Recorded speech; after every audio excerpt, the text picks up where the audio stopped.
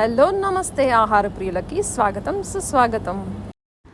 ఈ వీడియోలో మనం రెగ్యులర్గా పెట్టే పప్పుచారు కొంచెం ఎఫర్ట్స్ పెట్టి ఇంకా టేస్టీగా ఎలా తయారు చేయాలో చూద్దాం. సాయిబాబా సచ్చరిత్రలో కూడా ప్రాధాన్యం పప్పుచారుకే. ముందుగా కుక్కర్లో ఒక పెద్ద గ్లాస్ కందిపప్పు తీసుకొని బాగా కడిగి 2 గ్లాసుల వాటర్ యాడ్ చేసి 4 విజిల్స్ వచ్చే వరకు కుక్కర్ను ఉంచాలి.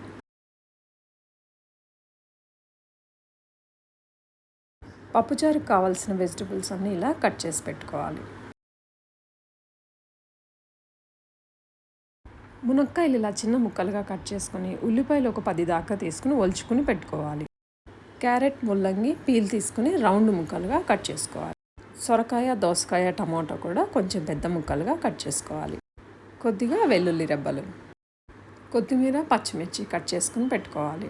వెజిటబుల్స్ అన్నీ కట్ చేసుకోవడానికి మాత్రమే టైం పడుతుంది. ప్రిపరేషన్ చాలా ఈజీగా అయిపోతుంది. ఒక చిన్న కప్పు చింతపండు ఇలా బౌల్లో తీసుకుని వాష్ చేసి వాటర్లో నానబెట్టాలి. వెజిటబుల్స్ అన్నీ కుక్కర్లో వేసి ఒక విజిల్ వచ్చేదాకా ఉడికించుకోవాలి. ఈ వెజిటబుల్స్లోకి ఒక glass water, 2 spoons of salt కూడా యాడ్ చేసి కుక్కర్ పెట్టుకుని ఒక విజిల్ రానివ్వాలి.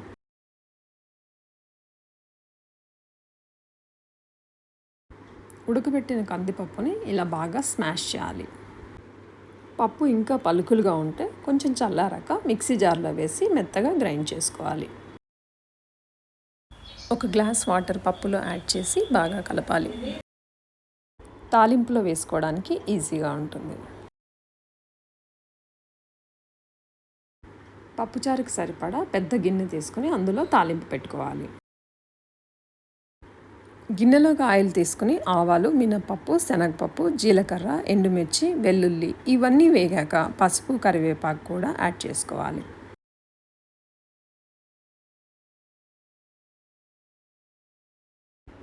వెజిటబుల్స్ కూడా చక్కగా ఉడికిపోయాయి.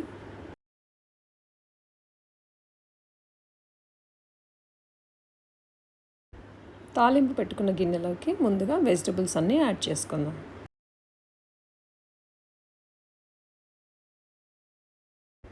కలిపి పెట్టుకున్న పప్పును కూడా యాడ్ చేసుకోవాలి.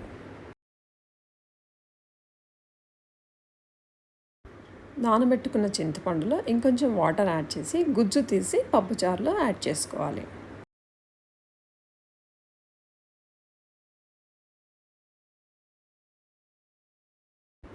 టూ స్పూన్స్ సాల్ట్, 2 స్పూన్స్ కారం యాడ్ చేసుకోవాలి. కట్ చేసి ఉంచుకున్న కొత్తిమీరను కూడా యాడ్ చేసి పప్పుచారుని బాగా మరగనివ్వాలి.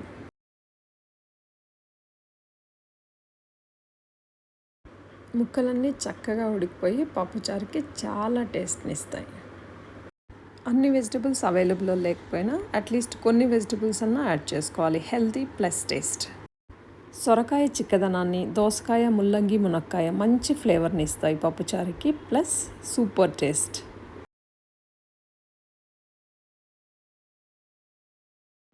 పప్పుచారుని మూత పెట్టి మరగనివ్వాలి. కమ్మటి స్మెల్ పోకుండా ఉంటుంది. టేస్ట్ చూసి సాల్ట్, కారం, పులుపు ఏదైనా తగ్గితే యాడ్ చేసుకోవాలి. పప్పుచారుని ఒక 3 పొంగులు వచ్చే వరకు బాగా మరగనివ్వాలి. కమ్మని పప్పుచారు రెడీ అయిపోయింది.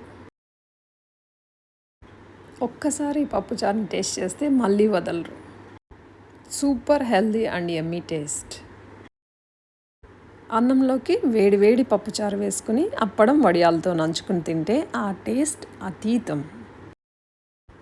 పప్పుచారు గురించి ఎంత చెప్పినా తక్కువే. Let's try and enjoy the food.